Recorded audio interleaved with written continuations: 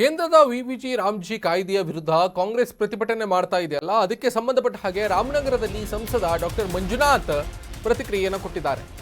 NDA ಸಂಸದ doctor Manjunath ಪ್ರತಿಕ್ರಿಯೆಯನ್ನು ಕೊಟ್ಟಿರೋದು ಗಮನಿಸಬೇಕು. ರಾಮನಗರದಲ್ಲಿ ಅವರು ಮಾಧ್ಯಮದ ವರದಿಗಾರರಿಗೆ ಹೇಳಿಕೆಯನ್ನು ಕೊಟ್ಟಿದ್ದಾರೆ.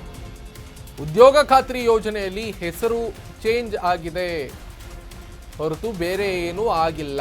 ಡಾಕ್ಟರ್ ಮಂಜುನಾಥ್ ಹೇಳಿರೋದು 1960ರಿಂದ ಸುಮಾರು 13 ಬಾರಿ ಹೆಸರು ಬದಲಾವಣೆ ಆಗಿದೆ. ಮೊದಲು 90% ಅನುದಾನ ಕೇಂದ್ರ ಸರ್ಕಾರ ಕೊಡ್ತಿತ್ತು, ಇನ್ನುಳಿದ 10% ರಾಜ್ಯ ಸರ್ಕಾರ ಕೊಡ್ತಾ ಇತ್ತು. ಆದರೆ ಈಗ ಇದನ್ನು 60:40 ಅನ್ನೋ ಹಾಗೆ ಮಾಡಿದ್ದಾರೆ ಅನ್ನೋದಾಗಿ ಮಂಜುನಾಥ್ ಹೇಳಿರೋದು. ಇದ್ರ ಜೊತೆಗೆ ರಾಜ್ಯಗಳಿಗೂ ಕೂಡ ಒಂದು ಜವಾಬ್ದಾರಿ ಬರಲಿ ಅಂತ ಮಾಡಿದ್ದಾರೆ. ಈ ಸ್ಕೀಮ್ನಿಂದ ಉದ್ಯೋಗದ ದಿನಗಳು ಹೆಚ್ಚಾಗಿದೆ.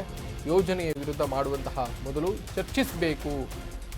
ಅನುಕೂಲ ಅನಾನುಕೂಲಗಳ ಬಗ್ಗೆ ವಿಶ್ಲೇಷಣೆ ಆಗಬೇಕು. ಚರ್ಚೆಗೂ ಮೊದಲೇ ಏಕಾಏಕಿ ವಿರೋಧ ಸರಿಯಲ್ಲ. ರಾಮನಗರದಲ್ಲಿ ಸಂಸದ ಡಾಕ್ಟರ್ ಮಂಜುನಾಥ್ ಈ ರೀತಿಯಾಗಿ ಹೇಳಿಕೆಯನ್ನು ಕೊಟ್ಟಿದ್ದಾರೆ. ಎನ್ಡಿಎ ಸರ್ಕಾರದ ಸಂಸದರಾಗಿರುವಂತಹ ಡಾಕ್ಟರ್ ಮಂಜುನಾಥ್ ಈ ರೀತಿಯಾಗಿ ಹೇಳಿಕೆಯನ್ನು ಕೊಟ್ಟಿದ್ದಾರೆ. ಆದರೆ ಏನು ಮಾತನಾಡಿದರೆ ಮಂಜುನಾಥ್ ಅವರು ಈ ಸಂಬಂಧಪಟ್ಟ ಹಾಗೆ ಕೇಳೋಣ ಬನ್ನಿ. ಈ ಉದ್ಯೋಗ ಖಾತ್ರಿ ಯೋಜನೆ ಹೆಸರು ಸ್ವಲ್ಪ ಬದಲಾವಣೆಯಾಗಿದೆ ಹೊರತು ಇನ್ನೇನಾಗಿಲ್ಲ. ಅದರಲ್ಲಿ ಈಗ ಸುಮಾರು 13-14 ಸರಿ 1960ನೇ ಇಸ್ವಿಯಿಂದ ಈ ಹೆಸರು ಬದಲಾವಣೆ ಆಗ್ತಾಯಿದೆ. ಉದ್ಯೋಗ ಖಾತ್ರಿ ಅಂದರು, ಉದ್ಯೋಗ ಭರವಸೆ ಅಂದರು, ರೋಜ್ಗಾರ್ ಅಂತ ಹೇಳಿದರು. ಈ ಥರ ಆಗ್ತಾನೇ ಇದೆ.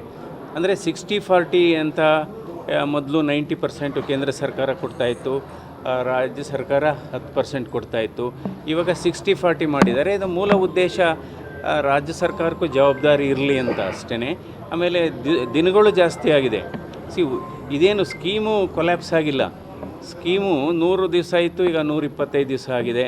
ಮತ್ತು ಕೃಷಿ ಚಟುವಟಿಕೆ ಸಂದರ್ಭದಲ್ಲಿ ಅವರ ಕೃಷಿ ಚಟುವಟಿಕೆ ಅವರ ಏನು ಹಾರ್ವೆಸ್ಟಿಂಗ್ ಆಗ್ಬೋದು ಅಥವಾ ಬೀಜ ಬಿತ್ತನೆ ಮಾಡೋ ಸಂದರ್ಭದಲ್ಲಿ ತೊಂದರೆ ಆಗಬಾರ್ದು ಅಂತ ಆ ಸಂದರ್ಭದಲ್ಲಿ ಬೇಡ ಅಂತ.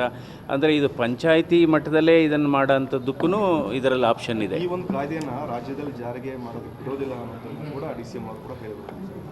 ಅಲ್ಲ, ನೋಡೋಣ. ಇದೆಲ್ಲ ಒಂದು ನಮ್ಮ ಒಕ್ಕೂಟದ ವ್ಯವಸ್ಥೆಯಲ್ಲಿ ಇದೆಲ್ಲ ಸರಿಯಾಗಿ ಆಗಬೇಕಾಗುತ್ತೆ.